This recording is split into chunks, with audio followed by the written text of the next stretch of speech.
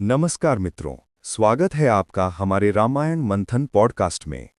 मैं हूं आपका विवेक कुमार और आज हम सुनेंगे मर्यादा पुरुषोत्तम श्री राम की अतुलनीय कहानी, जन्म से लेकर उनके वंश, तीर्थ और वनवास और अंत में रामराज्य तक की यात्रा।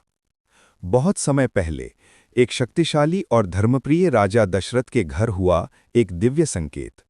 उनकी प्रजापति राजकुमारी कौसल्या के गर्भ से प्रकाशमान पुत्र के जन्म की घोषणा। उस पुत्र का नाम था राम। अयोध्या नगरी की गलियों में प्रतिष्ठा का प्रकाश फैल गया। राम का बचपन आध्यात्मिक शिक्षा और मर्यादा के पथ पर रोपा था।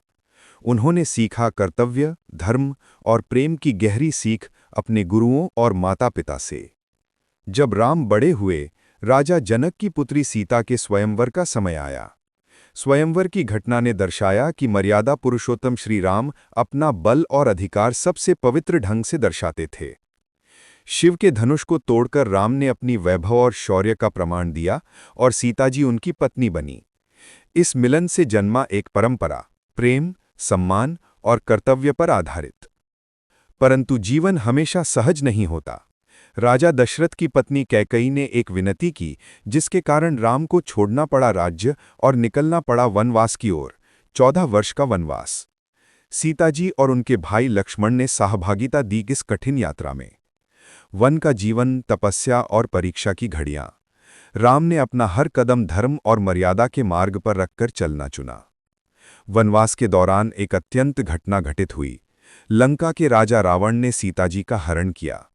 राम और लक्ष्मण ने हनुमान, सुग्रीव जैसे मित्रों के सहयोग से लंका पर युद्ध किया।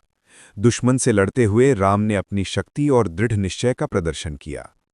अंत में रावण का वध हुआ और सीता जी को मुक्ति मिली।